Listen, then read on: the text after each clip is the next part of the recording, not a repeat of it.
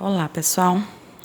A aula de hoje nós vamos falar sobre, sobre transpiração vegetal.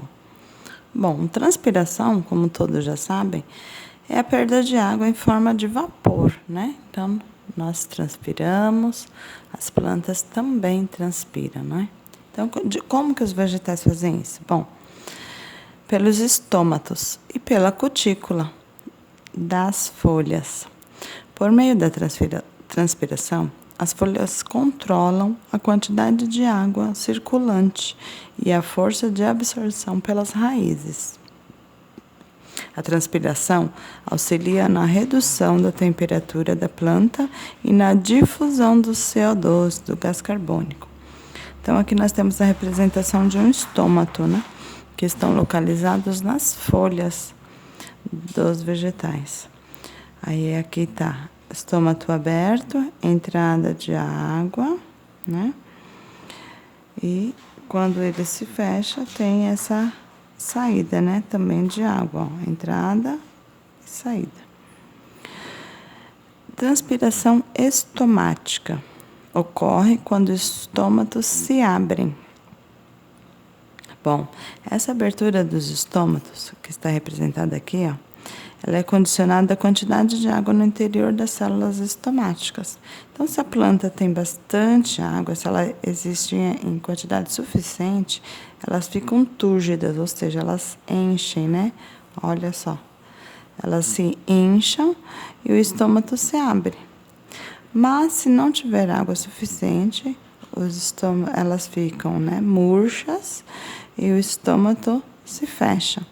Isso aqui vocês podem visualizar quando as plantas precisam de água.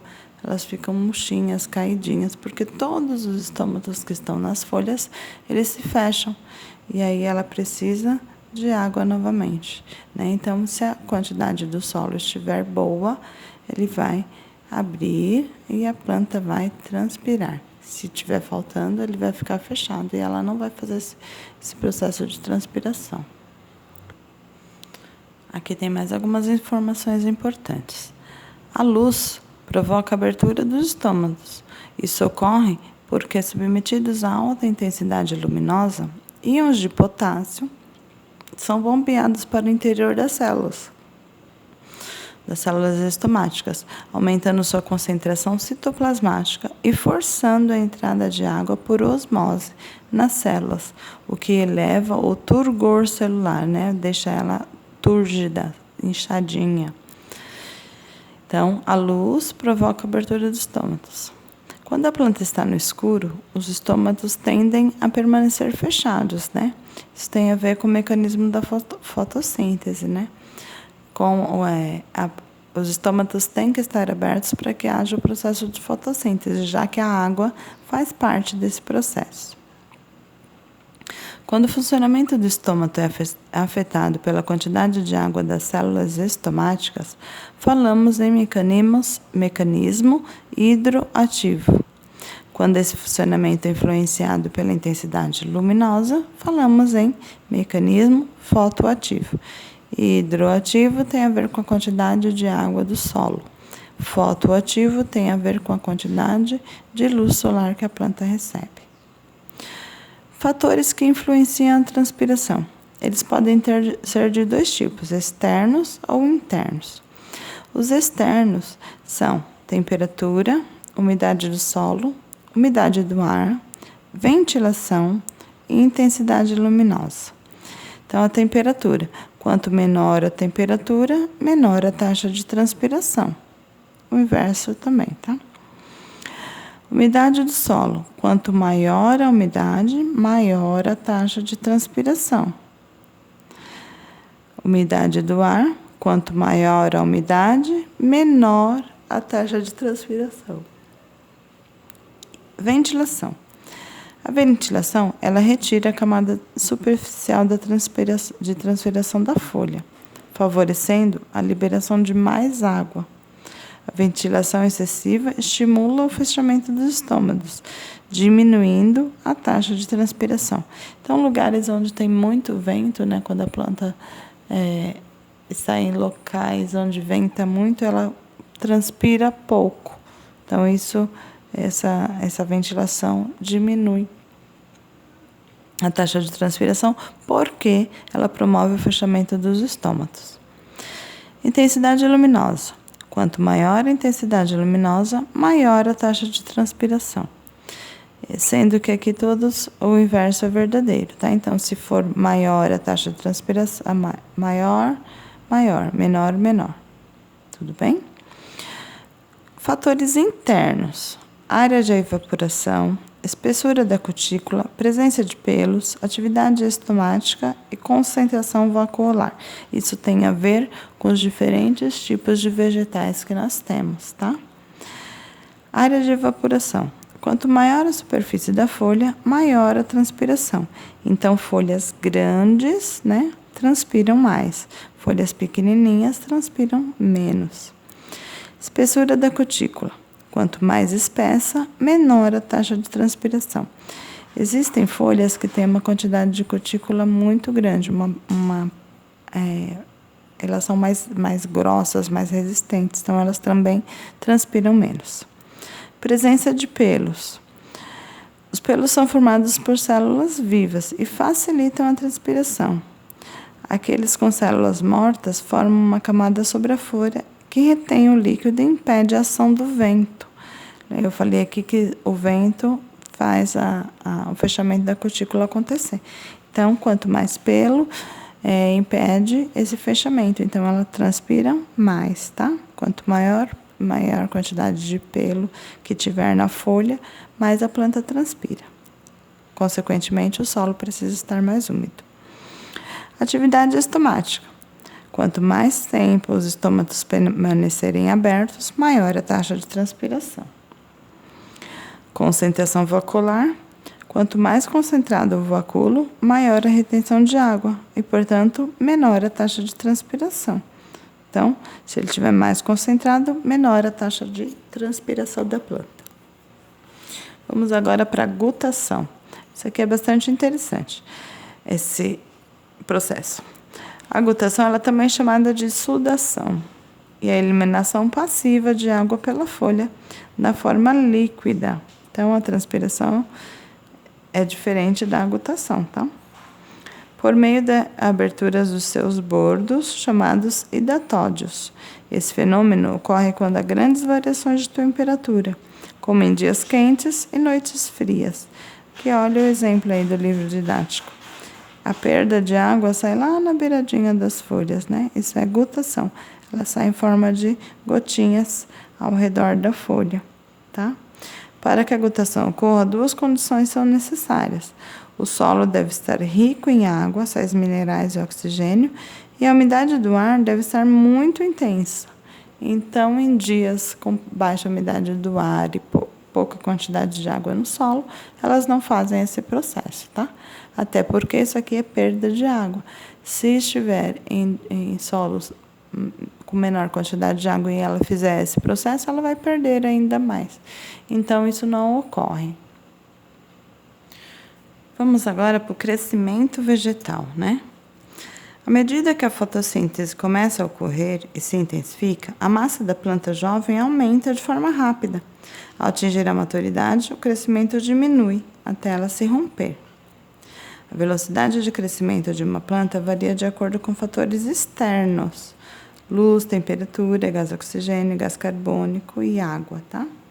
E também dos fatores internos, como a constituição da planta e a influência de um órgão sobre o outro. As partes que compõem uma planta não crescem de forma homogênea, elas não crescem toda igualzinha, né? Não é homogêneo. Às vezes cresce mais a raiz, às vezes ela cria mais galhos, às vezes tem bastante quantidade de folhas. Então, isso tudo pode ser estimulado através dos hormônios vegetais. Assim como nós, seres vivos, precisamos dos hormônios para o nosso desenvolvimento, os vegetais também. Os hormônios vegetais são chamados de fito-hormônios e eles têm bastante influência no desenvolvimento dos vegetais. Os mais conhecidos são as auxinas, as giberelinas, as citocininas, o etileno e o ácido abscíssico. Vamos para o primeiro, as auxinas. São fito-hormônios produzidos nas folhas jovens, nas sementes e principalmente nos meristemas apicais, de onde se espalha para o resto das plantas pelos vasos de condução. Sua função principal é estimular o crescimento vegetal. Elas promovem o alongamento das células ao aumentar a plasticidade da parede celular.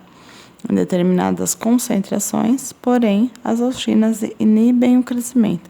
Então, essas aqui são relacionadas ao crescimento da planta em relação a comprimento, vamos pensar assim, tá? Elas também têm nas raízes, né? São encontradas nas raízes, em baixas concentrações. Elas estimulam o crescimento da raiz principal. Em altas concentrações, inibem o crescimento e estimulam a iniciação das raízes laterais e adventícias. Vocês viram lá nos tipos de raízes que tem as raízes mais fasciculadas, né, que são aquelas que têm um monte de raminhos, e tem as mais simples, que são as raízes tuberosas, por exemplo, tá? Então, isso tem a ver com os hormônios da planta. Também são encontradas no caule. No caule, elas promovem seu alongamento. Então, a concentração ideal para o crescimento inibe o crescimento das gemas laterais, deixando em estado de dormência. Então, enquanto o caule está desenvolvendo, as gemas laterais não são desenvolvidas. Sempre uma de cada vez. Se a gema apical for amputada, a auxina deixa de inibir as gemas laterais e, com isso, brotam folhas. A inibição das gemas laterais pela gema apical é chamada dominância apical. Isso aqui é muito conhecido por pessoas que tratam de paisagismo, por exemplo, por pessoas que trabalham diretamente com o visual das plantas, né? Então, olha os exemplos aqui dessa dominância apical. No vaso A, a auxina está trabalhando de forma natural. Então, está desenvolvendo a gema apical. Ela vai crescer aqui, ó, sempre aqui. Então, ela vai aumentando o comprimento. Se ela for cortada, né? Se a gema apical for cortada, aí passa-se lanolina pura, né? Para proteger aqui a perda de fluidos. O que vai acontecer? Começam a surgir os ramos laterais, ó. Por quê? Ela não está trabalhando no comprimento, ela vai utilizar para as gemas laterais. E aqui a C, ó, colocou a lanolina e a auxina para inibir novamente. Então, já nasceu a quantidade de folhas para não sair mais ramos laterais. Tudo bem? Então, o hormônio, ele trabalha de uma forma, se você direcionar, ele trabalha de outra. Então, ele pode tanto aumentar o desenvolvimento, como inibir também. Tudo bem? Próximo hormônio. Giberelinas. São produzidas nos meristemas apicais, nas folhas jovens, nas raízes e no embrião. Atuam sozinhas ou em conjunto com outros hormônios. Está relacionado ao crescimento de caules, floração, partenocarpia, transformação de plantas anãs em plantas de tamanho normal, despertar de sementes, e na presença da auxina, eles ampliam seus efeitos. Então, ele tem os efeitos e, com o uso da auxina, ele amplia os efeitos, tá? Citocininas são produzidas nas raízes, promove a divisão e a diferenciação celular em tecidos meristemáticos. Retarda o envelhecimento das folhas, estimula o crescimento das gemas laterais, a floração, germinação, despertando as sementes em dormência. Então, elas são utilizadas aqui no despertar das sementes também, assim como essa. Etileno. Esse é um fito-hormônio gasoso, então ele é liberado em forma de gás. A sua síntese é estimulada por altas concentrações da auxina, que tem a ver com o desenvolvimento. Ele age provocando a maturação e a queda dos frutos, e a queda das folhas e flores. Além disso, retarda o crescimento da raiz e das gemas laterais. Então, esse etileno ele está muito mais relacionado à maturação de frutos. Tem um fruto que ele fica liberando etileno em maior quantidade, que é a banana. Por exemplo, quando você vai na feira, né, compra aquelas frutas todas e coloca organizado lá na sua fruteira. Existe uma situação que você tem que colocar a banana por cima. Se for fruteiras de andar, você coloca a banana em cima. Porque se você colocar embaixo, ela vai liberar o etileno em grande quantidade e vai amadurecer as frutas de cima muito rápido. E aí você compra, não dura muitos dias, porque ela começa a amadurecer. E isso é estimulado pelo gás de etileno. Não que as outras não produzam, todas produzem, mas às vezes a maturação é mais lenta. Por exemplo, o abacate, ele demora muito mais tempo para maturar, né? Para amadurecer em casa. Então, se você estimular com uma fruta que libera mais, você tem esse equilíbrio aí dentro das suas frutas em casa. Finalizando aqui, nós temos o ácido abscíssico. É sintetizado na coifa, no caule, em folhas velhas e em frutos maduros. Eles atuam inibindo o crescimento e a diferenciação dos tecidos. Então, aqui ele controla, né, o tamanho das plantas. Provoca a queda de folhas, flores e frutos em dormências. Esse ácido aqui ele é bastante produzido nas plantas xerófitas, aquelas plantas de clima seco, né, como o cacto, por exemplo. Contribui para o fechamento do estômago. Por quê? Se a planta ficar com o estômago aberto, ela vai transpirar em grande quantidade. Se ela transpirar, ela perde água. Se o clima é seco, ela não pode perder água. Portanto, esse ácido abscíssico é produzido em grande quantidade em plantas de clima seco. Não significa que nas outras não tenham, tá? Tem sim, só que ele fica um pouco inibido, ele deixa os outros hormônios trabalharem menor. Mas aí, se a planta passa por um período de seca grande, ele atua, fechando os estômatos e não permitindo que eles se abram, para que não corra a transpiração. Ok? Por hoje era só. Agora vocês realizem as atividades do livro didático. Qualquer dúvida é só chamar via WhatsApp, tá bom, pessoal? Tchauzinho.